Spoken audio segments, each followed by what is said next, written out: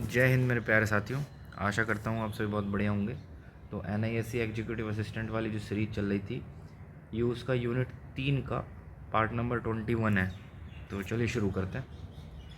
अभी हमने ये टॉपिक करा था, यहाँ पर ख़त्म हो गया हमारा ये टॉपिक, कॉन्सनट्रेटेड या ग्रिड सिंक्रोनाइज और ये सिंक्रोनस जनरेटर वगैरह, ये सब चीज़ें करी थी। ठीक है, अभी क्या है, अभी हम इससे रिलेटेड अपने कुछ क्वेश्चन देख लेते हैं। ठीक है, अब यार देखो, ये भी रैपिड फायर टाइप के ही हैं, बस क्वेश्चन सीधा आंसर वन लाइनर टाइप के। ये इससे आगे आएंगे, ये भी वैसे ही हैं। तो बहुत टाइम ले रहा है, जहाँ पहले 1 घंटे की वीडियो में ज़्यादा कंटेंट हो जाता था, अभी थोड़ा कम हो रहा, थोड़ा क्या काफ़ी कम हो रहा। चलो कोई बात नहीं, टाइम हमें मिल चुका है अभी काफ़ी, तो शुरू करता है। The output of a CSP plant generator is CSP concentrated solar power. तो CSP पावर प्लांट जनरेटर की जो आउटपुट होती है वो 3 फेज AC के रूप में होती है। विच device regulates the reactive power in a CSP plant. तो रिएक्टिव पावर को कौन रेगुलेट करता है? एक्साइटेशन या ऑटोमेटिक वोल्टेज रेगुलेटर जो होएगा, या एक्साइटेशन सिस्टम। एक्साइटेशन सिस्टम क्या होता है भैया? DC एक्साइटेशन देते हैं रोटर को हम, सिंक्रोनस मोटर के सिंक्रोनस मशीन जो होगी उसके रोटर को DC एक्साइटेशन देंगे। तो और जो स्टेटर होएगा उस पर AC रहेगा, वो तो AC output. Standard grid frequency in India is, India के अंदर स्टैंडर्ड ग्रिड फ्रीक्वेंसी 50 हर्ट्ज है, ±0.5 है। If a generator runs faster than the grid frequency before synchronisation, जब जनरेटर तेज जो दौड़ रहा है ग्रिड फ्रीक्वेंसी तो वो इसका मतलब सुपर सिंक्रोनाइज है, सुपर सिंक्रोनस कहलाएगा, super synchronous generator. Phase angle difference at the moment of synchronisation should ideally भी 0 होना चाहिए। Phase angle difference. स्टेटकॉम क्या चीज़ है भैया? Belongs to which family of the controller? तो क्या फैक्ट फ्रीक्वेंसी वो flexible AC transmission system, flexible AC transmission system. What is the spinning reserve? Spinning reserve क्या होता है भैया? The unused capacity of an online generator that can be respond to power jump. Why are VFD use for molten salt pumps? तो VFD जो है वो molten salt pump में क्यों इस्तेमाल करी जाए भैया? Variable frequency drives. तो to save energy by matching flow of solar intensity which relay prevents the generator from acting as a motor. कौन सी रिले है? तो वो है, देखो, जो जनरेटर होएगा वो इलेक्ट्रिकल आउटपुट देगा, है ना, और जो मोटर होएगी वो इलेक्ट्रिसिटी लेगी। ठीक है, तो पावर का फ्लो रिवर्स हो जाएगा, तो रोकने के लिए रिवर्स पावर फ्लो रिले इस्तेमाल करेंगे, रिवर्स पावर रिले। ठीक है, the speed of a 2 pole synchronous generator for 50 hertz, तो कितनी होती है? 120F divided by P। तो 120 मल्टीपल 50/P, 2 पोल हैं, 2 हो गई, तो ये क्या आ गया भैया? 2 × 12 6 × 30, 3000 RPM, 3000 RPM। ठीक है, what is the reactive power Q? तो रिएक्टिव पावर Q आपको बताया ही था, Q is equal to VI sin phi हो एक रहे, power that oscillate between source and load measured in VAR। ठीक है, power factor is the ratio of, power factor क्या होता है भैया? cos phi is equal to real power, जो cos फाई हो एक रहे रियल पावर मतलब कि किलोवाट अपॉन एपरेंट पावर मतलब कि KVA। तो ये होता है real power upon apparent power. CSP concentrated solar power plant usually operates at lagging power factor which is corrected to near unity। तो कॉन्सेंट्रेटेड सोलर पावर प्लांट हो रहे हैं वो लैगिंग पावर फैक्टर पर काम करे रहे हैं। अच्छा, ये पावर फैक्टर, लैगिंग, लीडिंग, ये जो टर्म हो रहे होंगी, ये तो मैं, जो इलेक्ट्रिकल बैकग्राउंड के बच्चे हैं उन्हें तो अच्छे से ये समझ आ जाएंगी, और मुझे लग रहा है शायद इलेक्ट्रिकल के ही ज़्यादा होंगे इसमें, इलेक्ट्रिकल या मैकेनिकल वालों को भी आ सकते। तो मतलब ये इलेक्ट्रिसिटी रिलेटेड टर्म है। पावर फैक्टर हो गया, पावर फैक्टर फार्मूला तो यू है भाई, किलोवाट अपॉन KV है पावर फैक्टर। पावर फैक्टर में ये जो पावर फैक्टर एंगल है फाई, होता है वोल्टेज और करंट के बीच का एंगल। मान लो ये रेफरेंस है, इसमें वोल्टेज जो है इस रेफरेंस से 90 डिग्री कुछ मतलब कुछ एंगल मान लो फाई, मान लो, है ना, फाई तो ले रखा है, थीटा मान लो, थीटा डिग्री यू जो है वोल्टेज वो पीछे है, और करंट हो गई जो है डेल डिग्री आगे है। ये मैं उदाहरण ले रहा हूँ, ये θ1 θ2 ले लो चाहे। तो जो फाई होएगा वो इन करंट और वोल्टेज के बीच का एंगल होएगा, इन दोनों का सम। ठीक है, तो ये फाई पावर फैक्टर एंगल। तो निर्भर करता है करंट और वोल्टेज की पोजीशन पर। ये दोनों अगर यूनिटी पावर फैक्टर मतलब यदि फाई इज इक्वल टू 0 है तो कॉस फाई की वैल्यू 1 होगी, 1 मतलब यूनिटी, तो इसका मतलब वोल्टेज और करंट दोनों के दोनों एक ही फेज में है। तो ये बेसिकली फेज डिफरेंस पर आधारित होता है वोल्टेज और करंट के बीच में, ठीक है। अगर देखो what happen to the generator if the turbine trips suddenly, यदि टरबाइन जो है सडनली ट्रिप कर जाएगी तो जनरेटर क्या करेगा भैया, जनरेटर से देखो टरबाइन होती है, फिर से जनरेटर कनेक्ट है, टरबाइन घूम रही है तो जनरेटर घूम रहा है, टरबाइन ट्रिप कर गई तो जनरेटर कनेक्टेड है ग्रिड से, तो वो ग्रिड को पावर देने की बजाय लेने लगेगा, तो ऐसे लोड काम करेगा। लोड मतलब generator becomes a motor and draws power from the grid. The exciter provides current to the rotor. तो कौन सी डीसी एक्साइटर रोटर को, द एक न्यूमेरिकल रिले होती है जो preferred over electromagnetic relay because it is programmable and faster. Grid code refers to, जो grid code होता है वो क्या किस चीज़ को रेफर करता है, तो मतलब ग्रिड कोड मतलब वो ग्रिड की वो कोडिंग है, एक तरह से स्टैंडर्ड कोड टाइप के हो गए, तो जो रूल टाइप के, the technical rule for connecting to the power system, LVRT, low voltage ride through, low voltage ride through, तो low voltage ride through, the ability to stay connected during a voltage dip, जैसे ही voltage dip हो जाए अचानक से उस समय पे भी कनेक्टेड रहने की एबिलिटी है यू।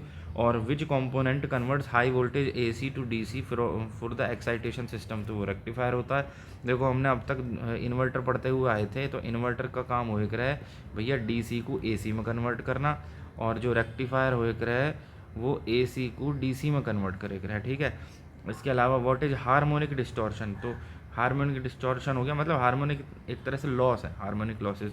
तो pollution of the sine wave caused by non-linear power electronics, the step up transformer is usually connected, जो step up transformer हो रहा है तो usually connected in delta star configuration में। क्या अब स्टेप अप का क्या मतलब है, देखो जो जो डेल्टा कॉन्फ़िगरेशन होता है डेल्टा, ठीक है, इसमें RYB हो गए फेज, ठीक है, और एक हमारे धोरा होगा स्टार RYB।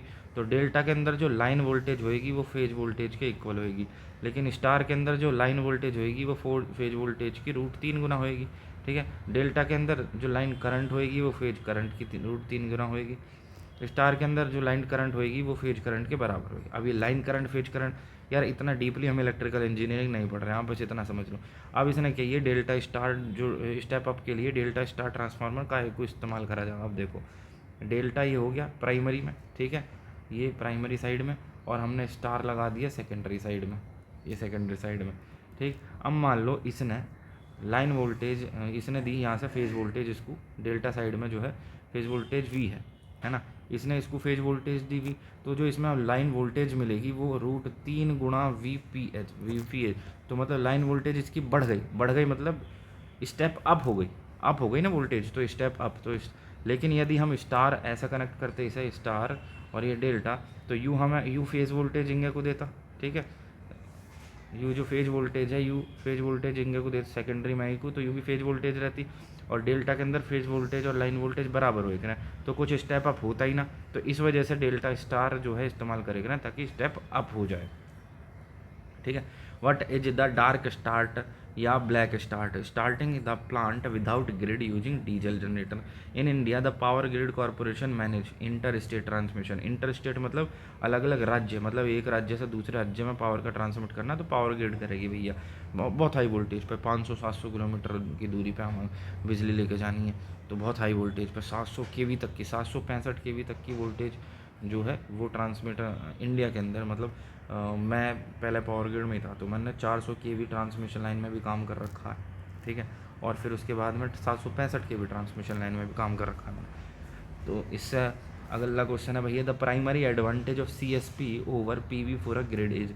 जो प्राइमरी एडवांटेज है CSP का, कॉन्सनट्रेटेड सोलर पावर प्लांट का, over PV for the grid is inherent energy and dispatchability through the storage.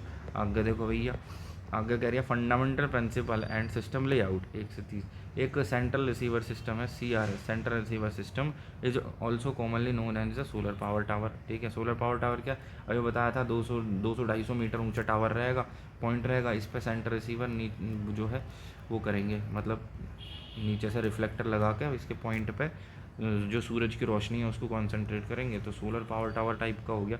Which type of focus does CRS utilise, तो CRS के अंदर पॉइंट फोकस हो रहा है, ठीक है। सेंटर रिसीव सिस्टम, सेंटर में ही सब कुछ फोकस करना, तो पॉइंट पे ही तो कर रहे हैं।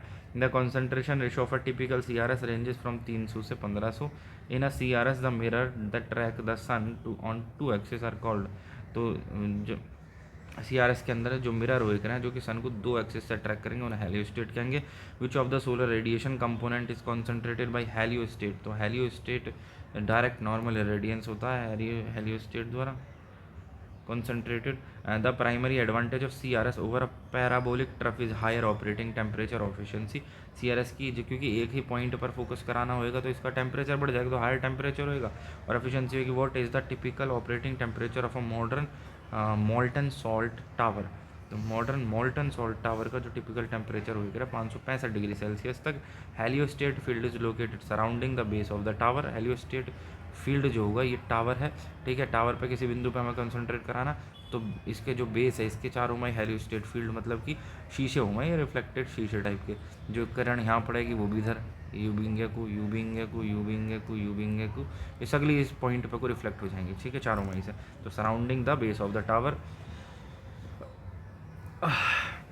द रिसीवर इज लोकेटेड, जो रिसीवर हो रहा है at the top of the tower. The concentration of light at a point focus allows for temperature up to 1000 degree Celsius. अब जो लाइट का कॉन्सेंट्रेशन है एट अ पॉइंट फोकस पर वो टेम्परेचर 1000 डिग्री सेल्सियस तक भी जा सकता है, उससे भी ऊपर जा सके। Why is two axis tracking necessary for heliostat, heliostat के लिए टू एक्सिस ट्रैकिंग क्यों भैया necessary? To maintain the reflective ray on the fixed receiver as the sun moves in azimuth and elevation, क्योंकि सूरज की पोजीशन जो है ना वो बदलती रह है, ठीक है, इंगे से उंगे एल्जिमथ एंड एलिवेशन, तो सूरज की पोजीशन अलग अलग पोजीशन के आधार पर जो वो हमारा हेलियोस्टेट होएगा वो दोनों माई से सूरज की रोशनी को कलेक्ट करके और उसे रिसीवर तक भेज देगा।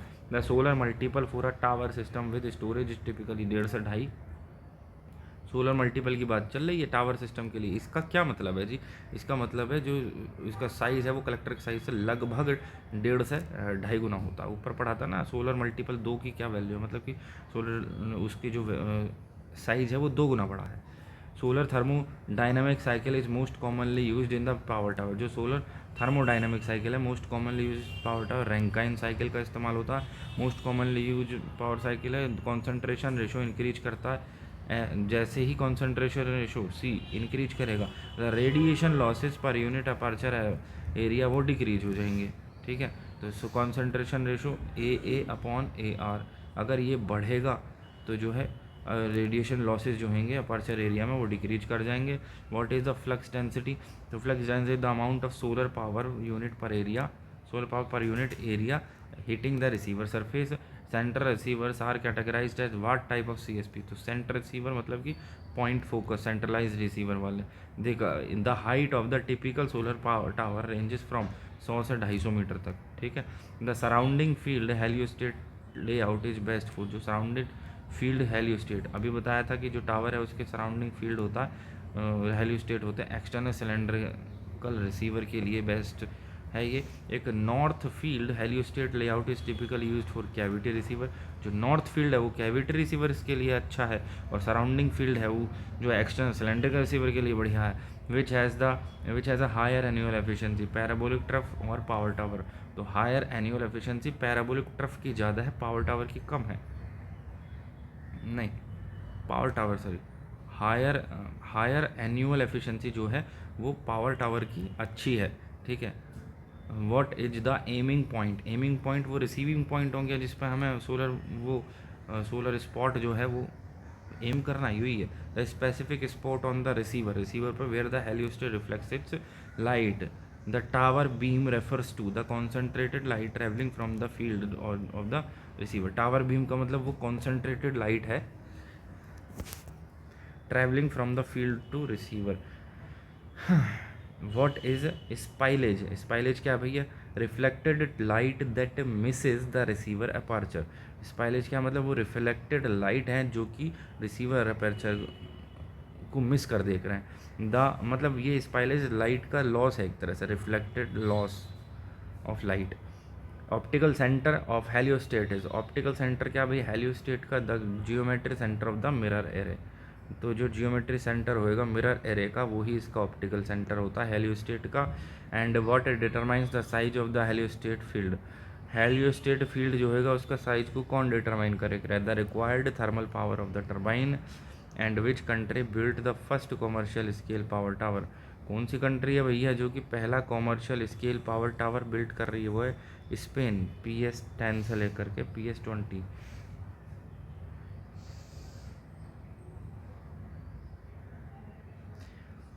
What is the atmospheric attenuation, atmospheric attenuation मतलब कि कम करना, मतलब कि देखो ये कह रहा है जो हमारा रिसीवर है यहाँ लग रहा है और जो यहाँ से लाइट रिफ्लेक्ट हो गया है तो इसके बीच में काफ़ी दूरी है, वहाँ हवा होगी, उसके अंदर पार्टिकल होंगे, यहाँ से जाएगा एटमॉस्फेयर से, वो पार्टिकल के द्वारा वो लाइट जो है स्कैटर कर जाएगी, रेडिएशन रिफ्लेक्ट मतलब उसके अंदर जो है फैलाव आ जाएगा, स्कैटर हो जाएगा, डिस्टर्ब हो जाएगी वो लाइट, तो यही है उसका प्रभाव कम हो जाएगा। तो atmosphere loss of reflected light due to scattering by air and dust between the mirror and the tower. Attenuation losses increases as, attenuation loss जो होंगे वो इंक्रीज कर जाएंगे जब डिस्टेंस जो होगी वो इंक्रीज कर जाएगी टावर के बीच में और हेलियोस्टेट के बीच में। What is the receiver aperture, receiver aperture the opening trough, the opening through which concentrated light enters a cavity receiver. तो ये रिसीवर अपर्चर क्या ओपनिंग है जिसके द्वारा जो कॉन्सेंट्रेटेड लाइट एंटर करती है, enters a cavity receiver. The land to aperture ratio, land to aperture ratio for towers is generally higher than PV plant। Tower के लिए जो लैंड टू अपर्चर रेशो होता है वो हायर होता है PV प्लांट की तुलना में। हेलियोस्टेट डिज़ाइन ऑप्टिकल, ठीक है चलो कोई बात नहीं, आगे देखते हैं। The reflecting surface of a heliostat is usually made of, जो हेलियोस्टेट हो रहा है उसकी रिफ्लेक्टिंग सरफेस काय की बनी होगी, तो सिल्वर्ड की या लो आयरन ग्लास की। व्हाट इज़ अ फैसेट, एक स्मॉलर मिरर सेगमेंट है that makes up a large heliostat. Facet क्या है, फैकेट क्या है भैया, एक छोटा सा मिरर सेगमेंट है जो कि एक लार्ज हेलियोस्टेट का बना होता है,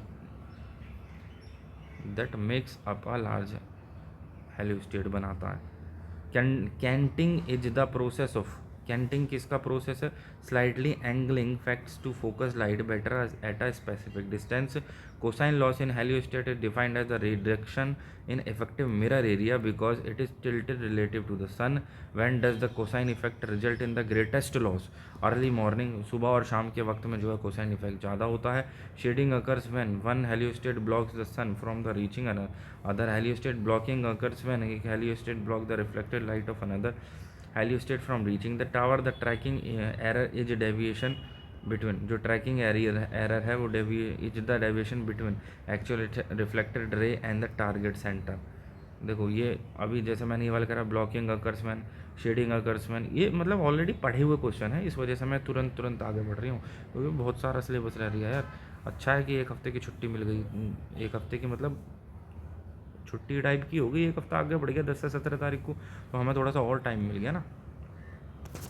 पहला मेरा टारगेट है ये तीनों यूनिट करवाना, पहली यूनिट हो चुकी है, दूसरी यूनिट का एक चैप्टर बच रहा है, तीसरी यूनिट के देखो अभी ये 175वें पेज हुए हैं, 513 पेज ही हैं अभी, 513 ही हैं, 15-20 पेज इसमें और ऐड होने हैं अभी इसके थ्योरी वाले पार्ट के, जो मेरे अलग अलग वेबसाइट से लिए हैं, हैंड रेटेड नोट्स हैं। फिर उसके अलावा 100 पेज अलग हैं, एक तीसरी पार्ट और है इनका जिसमें इन तीनों यूनिटों को कंबाइन है, ठीक है।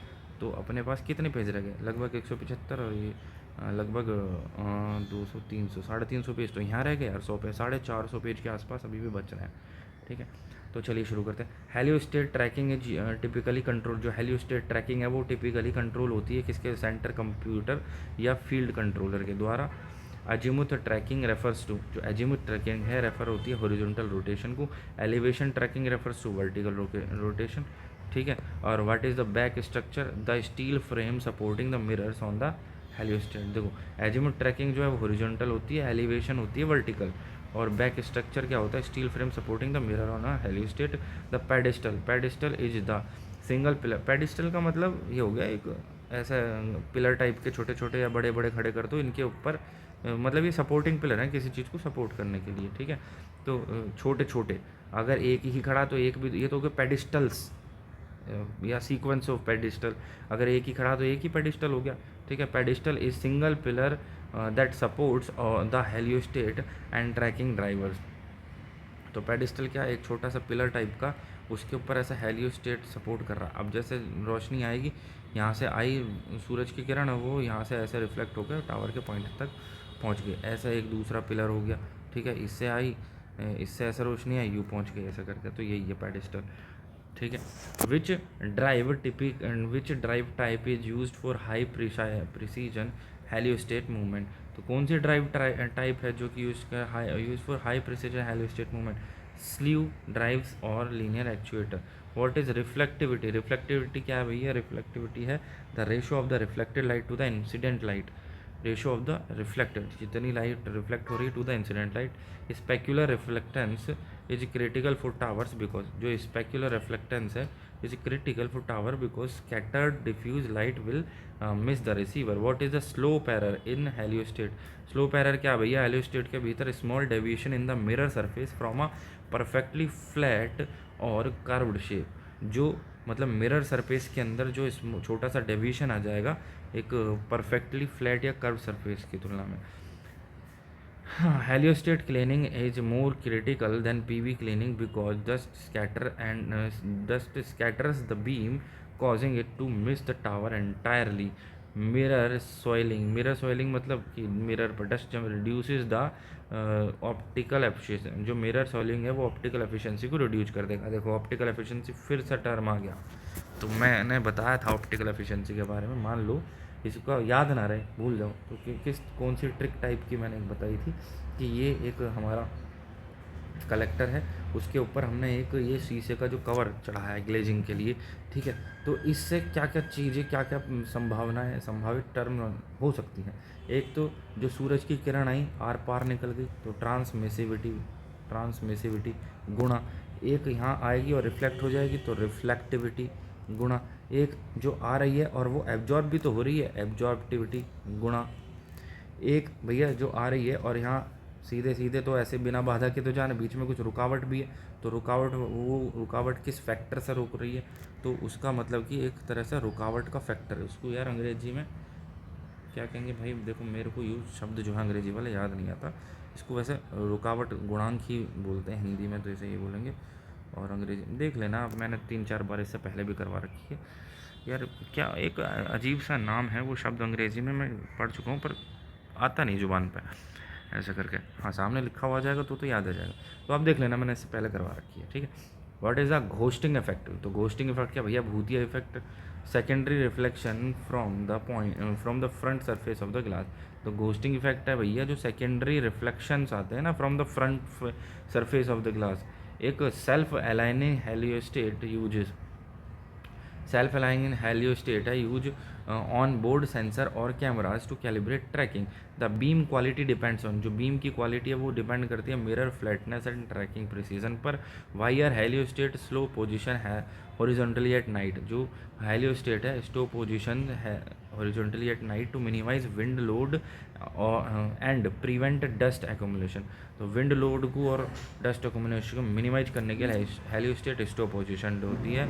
What is the DNI threshold for a tower system, DNI threshold क्या है टावर सिस्टम के लिए, what is the minimum solar intensity usually around 300 से 400 watt per metre square to begin operation.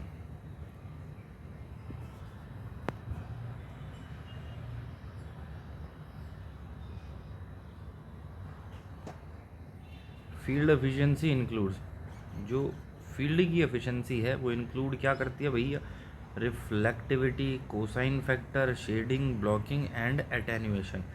तो field efficiency include reflectivity, cosine factor भी आ जाएगा, shading, blocking, attenuation to stow position during high wind is. अच्छा stow position क्यों करा जाता है, स्टो ये कह रहा है कि हाई विंड जब तेज़ हवाएं चलें रात के समय में भी, तो भैया वो जो हमारा फ्रेम है वो टूटे फूटे ना इस वजह से, तो फेस डाउन और horizontal and emergency defocus is used when, emergency defocus कब यूज करा जावे भैया, द रिसीवर ओवरहीट्स और fluid flow stop, emergency defocus जब जो रिसीवर है वो बहुत ज़्यादा गर्म हो जाए तो जल वल ना जावे यार, पिघल ना जावे, या फ्लूइड फ्लो जो कर रहा है वो स्टॉप हो जाए, तो एक लेग ट्रैकिंग स्ट्रेटजी हेल्प्स, जो लेग ट्रैकिंग स्ट्रेटजी है वो हेल्प करती है reduce shading and blocking. What is the calibration in the heliostat field? Correcting for mechanical offsets in the tracking gears. Calibration क्या होता है भैया हेलियोस्टेट फील्ड के अंदर?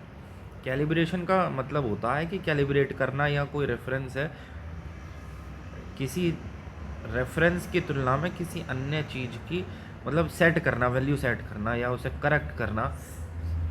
ठीक है, उदाहरण के तौर पर तुम 1 किलो चावल लेने गए या 1 किलो आलू लेने गए, तुमने जो तोलने वाली मशीन है उस पर धर दिया और उसने 1 किलो दिखा दिया, तो उस मशीन को कैसे पता कि इतना वजन ही 1 किलो होगा?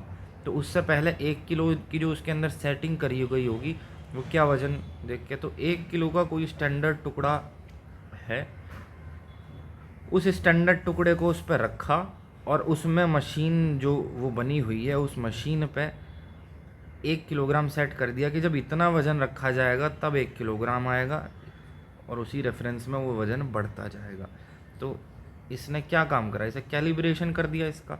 तो वही है calibration in the heliostat field, correcting for mechanical offsets in the tracking gear. Field layout optimization involves field layout optimization, placing heliostat to minimize blocking and land use. अगला है भैया, an external receiver is usually shaped as, जो external receiver होता है usually एक vertical cylinder के shape का होता है। एक कैविटी रिसीवर इज एसेंशियली, जो कैविटी रिसीवर हो रहा है वो एक इंसुलेटेड बॉक्स हो रहा है with an aperture. Which receiver type has lower convective loss, तो कन्वेक्टिव लॉस लोअर किसके द्वारा होंगे? कैविटी रिसीवर के द्वारा। ठीक है, insulated box with an aperture होता है। The absorber is a part of receiver that contain the heat transfer fluid tubes, जो एब्जॉर्बर होता है वो रिसीवर के पास कौन सा पार्ट है? ये वो वाला पार्ट है जो कंटेन करता है हीट ट्रांसफर फ्लूइड को। ठीक है, receiver tubes are typically coated with, जो रिसीवर ट्यूब होंगी वो कोट, उन पर कोटिंग का एक स्पेशल ब्लैक पेंट या selective coating. What material is common for high temperature receiver tube, तो कौन सा मटेरियल भैया हाई टेम्परेचर रिसीवर ट्यूब के लिए? वो है इनकॉनेल या high nickel alloy. Flux mapping is the process of, flux mapping एक प्रोसेस है measuring the intensity of light distributed across the receiver. What is the hot spot, hot spot क्या है भैया? Hot spot uneven heat distribution है that can damage receiver tube. How is flux mapping performed, जो flux mapping है वो कैसे perform करी जा रही है? यूजिंग स्पेशलाइज्ड कैमरा या हीट सेंसर। फ्लक्स मैपिंग जो है स्पेशल टाइप के कैमरा होंगे, हीट सेंसर होंगे, उनके द्वारा परफॉर्म करी जाएगी। The receiver efficiency is useful heat gain divided by the incident solar power at the aperture. तो रिसीवर एफिशिएंसी क्या होगी भैया? कितनी रिसीव हो रही है? Useful heat gain divided by incident solar power at the aperture, मतलब कि रिसीवर एफिशिएंसी, एफिशिएंसी का फॉर्मूला क्या होगा? Output upon input. ये बात कर रही है यार रिसीवर की, तो रिसीवर का मतलब है कि ये कोई भी चीज़ है उसके ऊपर कुछ ना कुछ रिसीव हो रहा है। यहाँ रेडिएशन की बात चल रही है, सोलर रेडिएशन, तो इस पर जितना रिसीव हुआ, ठीक है, उस अब यहाँ सोलर रेडिएशन की वजह से आउटपुट क्या मिल रही है? हीट मिल रही है। तो जितने रेडिएशन से हमें भैया हीट मिली, तो हीट गेन कितना मिला, आउटपुट कितनी मिली, अपॉन इसमें मान लो 100 डंडी आई अगर गिरी इस पर रेडिएशन की, तो 100 की 100 तो हीट में कन्वर्ट ना हो गई होंगी, कुछ लॉस भी हुआ होगा। तो आउटपुट जो मिलेगा वो हमें वो लॉस को हटाने के बाद में मिलेगा, लेकिन जो इनपुट मिलेगा वो तो लॉस को मिला के ही मिलेगा। तो लॉस को मिला के 100 की 100 डंडी आई, तो यह इंसिडेंट टोटल सोलर पावर कितनी इंसिडेंट हुई है वो तो हो गई इनपुट इसकी टोटल सोलर पावर, और आउटपुट कितना हीट गेन आ गया, उससे कितनी हीट जनरेट हुई। What are the 3 main losses in a receiver, तो रिसीवर के अंदर 3 मेन लॉसेज कौन कौन से होंगे? रिफ्लेक्शन, कन्वेक्शन और radiation. Radiation loss from the receiver increases with the fourth power of the absolute temperature, ये होता है ना फॉर्मूला T⁴। एक direct absorption receiver DAR uses एक फॉलिंग फिल्म ऑफ फ्लूइड और particles instead of tube, tube की जगह जो फॉलिड फिल्म और फॉलिंग फिल्म्स ऑफ ट्यूब या पार्टिकल। वॉल्यूमेट्रिक रिसीवर यूजेज, जो वॉल्यूमेट्रिक रिसीवर होंगे वो यूज करते हैं एक porous structure to absorb radiation throughout a volume. Which gas is often used in high temperature volumetric receiver, कौन सी गैस है भैया जो कि हाई टेम्परेचर वॉल्यूमेट्रिक रिसीवर में जनरली इस्तेमाल करी जाती है? वो है एयर, हाई टेम्परेचर वाले। The header in a receiver distribute fluid to the various tube bank. Thermal stress in a receiver is caused by rapid temperature change during cloud passage. What is the cold start in a tower? The process of heating the tower from ambient temperature to the operating temperature. ठीक है भाई, हमने temperature देना start करा तो तुरंत ही थोड़ी ना 450-500 डिग्री सेल्सियस पहुंच जाएगा, ठीक है, तो पहले तो ठंडा ही होएगा वो। तो द ट्रेस हीटिंग क्या है भाई? Trace heating is used in salt tower to prevent the salt from freezing in the tubes. Trace heating क्या है?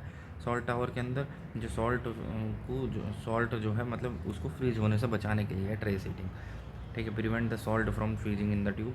The aperture size of a cavity receiver is the trade off between capturing all light versus minimum heat loss. What is the re-radiation energy emitted by the hot receiver back out to the aperture? re-radiation का मतलब energy जो emit हो रही है by the hot receiver वो back हो गई aperture को, back out of the aperture.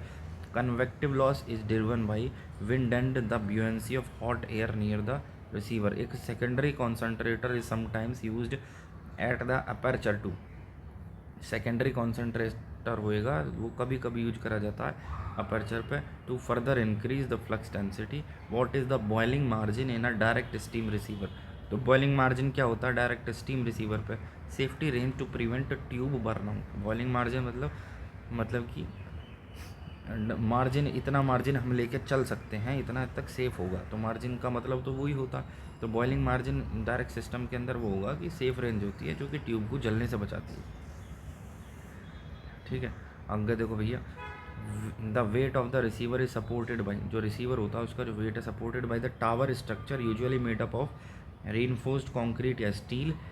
Daily thermal cycling affects the fatigue life of the receiver material.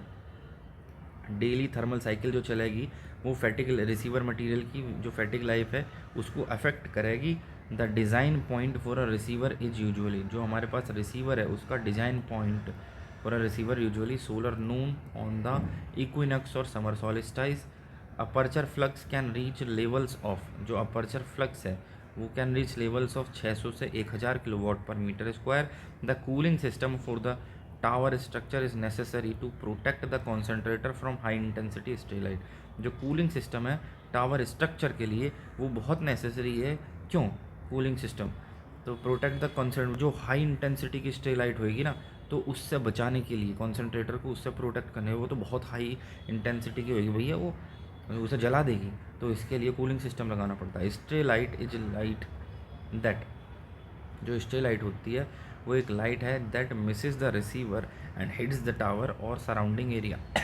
Stay light वो हो गई जो मतलब कि हमने यहाँ से, ये हमारा रिसीवर है तो यहाँ से रिफ्लेक्टर से रिफ्लेक्ट होकर वो पहुँची, तो इसकी यहाँ रिसीवर तक तो पहुँची नहीं, इसकी जगह इंगा उंगा को जो है वो टकरा गई, टावर को हिट कर गई या उसके सराउंडिंग कुछ एरिया उसको हिट कर गई, तो वो स्टे लाइट हो गई। लेकिन ना स्ट्रे मतलब स्टे अवे, ऐसे इसको याद रखो भैया, जो रिसीवर से अवे दूर रहे, तो स्ट्रे लाइट मतलब स्ट्रे अवे। लाइट्स को कहते हैं रिसीवर, स्ट्रे अवे दूर ही रहे भैया, पास को मत, ये एक तरह से इसका मतलब वो नहीं है कोई भी, लेकिन मैं एक तरह से एक याद करने के लिए कि जब वो हाँ यदि क्वेश्चन आता है तो आप समझ जाओ स्ट्रे का मतलब स्ट्रे अवे, वो लाइट जो स्ट्रे अवे ही रह रहा है, ठीक है, एक ट्रिक टाइप की। What is the most common heat transfer fluid for molten tower? तो ये molten salt. Solar salt is a mixture of 60% sodium nitrate और 40% potassium nitrate. What is the freezing point of standard molten salt? 220 से 240 degree Celsius. The maximum stable temperature for nitrate salt लगभग 565 से लेकर 600 degree Celsius होएगा temperature nitrate salt के लिए, ठीक है। आगे है डायरेक्ट स्टीम जनरेशन जो होता है tower eliminate the need for the secondary heat exchanger. Direct steam का मतलब है कोई उसमें सेकेंडरी हीट एक्सचेंजर की ज़रूरत ही ना पड़ने की। In a two tank storage system में क्या होता है, उसमें हॉट टैंक और कोल्ड टैंक दोनों होते हैं, और cold tank typically store salt at 290 degree Celsius, hot tank 565 degree Celsius पर स्टोर करेगा, ठीक है। तो कोल्ड टैंक और हॉट टैंक दोनों होते हैं, जो हॉट टैंक होगा वो 565 डिग्री सेल्सियस पर स्टोर करेगा, कोल्ड टैंक 290 डिग्री सेल्सियस पर स्टोर करेगा, ठीक है। अगला भैया the thermal energy store TES allows the plant generate electricity during rain clouds या नाइट। जो थर्मल एनर्जी स्टोरेज है वो प्लांट को जनरेट करता है इलेक्ट्रिसिटी है, जब बारिश मतलब जब सूरज ना निकले उस कंडीशन में हमने थर्मल एनर्जी को स्टोर कर लिया तो वो क्या है, जनरेट इलेक्ट्रिसिटी कर देगा। What is the round trip efficiency of a molten salt storage? 95 से लेकर 99% तक होती है round trip efficiency. Molten salt is preferred over oil because it is non flammable, support higher temperature. Molten salt ज़्यादा temperature को support करता है और ये नॉन फ्लेमेबल है, ठीक है। What happens if molten salt freezes in the pipe? अगर मोल्टन सॉल्ट जो है फ्रीज हो गया पाइप के भीतर तो क्या होगा, it expands and can burst the pipe और ब्लॉक फ्लो कम्प्लीटली। तो क्या होगा भैया, ये फ्रीज हो गया तो वो जो पाइप है उसके बीच में फंस जाएगा और उसे जो फ्लो होगा उसे कम्प्लीटली ब्लॉक कर देगा और पाइप को डैमेज भी कर देगा। द ड्रेन ब्राउन in a procedure use to, जो ड्रेन डाउन जो procedure use to empty the receiver and pipes of salt at night और ड्यूरिंग मेंटेनेंस। रात में या मेंटेनेंस के समय जो है जो receiver empty the receiver and pipe, जो रिसीवर और पाइप है उनको खाली करना, ये है ड्रेन डाउन, ठीक है। ड्रेन डाउन मतलब ये एक तरह से है, मान लो तुम ने देखा हो भैया कुछ काम चल रहा, मान लो एक रेलवे लाइन जा रही है, ठीक है, ऐसे ऐसे रेलवे लाइन यहाँ से यहाँ जानी है और एक बिजली का खंभा यहाँ, एक बिजली का खंभा यहाँ है, ठीक है, छोटे वाला। तो इधर से इधर कोई बिजली की लाइन जा रही है, हमें ये रेलवे लाइन यहाँ करनी है, यहाँ कोई ऐसी मशीन है जिसका जो इससे रेलवे लाइन से टच हो जाएगी, तो हमें क्या लेना पड़ेगा, जो इस बिजली की लाइन से टच हो सके, तो हमें क्या लेना पड़ेगा, इन बिजली विभाग में जाके इसको शटडाउन एप्लीकेशन देनी पड़ेगी कि भैया हमारी रेलवे लाइन जा रही है तो तुम अपना 1-2 घंटा के लिए अपनी लाइन को शट डाउन कर लो। क्यों? क्योंकि हमारी रेलवे लाइन जाएगी। या उदाहरण के तौर पर ये 400 केवी का एक टावर है, ये 400 केवी का एक टावर है, यहाँ से यहाँ लाइन जानी है और इन दोनों के बीच में एक 120 केवी की या 220 केवी की लाइन ऐसे जा रही है। तो हम क्या करेंगे, यहाँ से यहाँ कैसे जाएगी जब तक हम इसका शटडाउन ना लें, तो हम इसका शटडाउन लेके तब इसे ऐसे से इधर को भेजेंगे, ठीक है। तो शट डाउन का मतलब हो गया कि एक कुछ समय के लिए जब मेंटेनेंस का काम चल रहा हो या कुछ मैन्युफैक्चर का काम चल रहा हो उस वक्त के लिए कुछ समय के लिए जो सिस्टम है उसको डाउन कर देना। तो ड्रेन डाउन वो हो गया शट डाउन, ये भी वही ड्रेन डाउन है, ठीक है, कि एम्प्टी जो रिसीवर है या पाइप है उसको खाली कर देना मेंटेनेंस के समय या रात के समय कभी कभी। Salt pumps are usually vertical cantilever pumps. जो सॉल्ट पंप हो रहे हैं वो यूजुअली वर्टिकल कैंटिलीवर पम्प्स हो रहे हैं, ठीक है। तो बस इससे आगे का अगली वीडियो देखो यार, 37 मिनट के आसपास हो गई हैं, 38 मिनट, और अभी तक 178वें पेज पे पहुँचे हैं। ये जो रैपिड फायर टाइप के क्वेश्चन हो रहे हैं ये बहुत टाइम ले, में आधा घंटे में 20 पेज के कितने पेज हुए हैं देखो, यहीं से तो करने लगे हम, क्वेश्चन आंसर ही तो करने लगे। यहाँ से लो 1 2 3 4 और 5 और 6 पेज सगले हुए हैं और 40 मिनट होने को जा रहे हैं। तो एफिशिएंसी यहाँ पर भी एफिशिएंसी बहुत कम आ रही है। चलो कोई नहीं, करते हैं, निपटाते हैं इनसे। जय हिंद, धन्यवाद।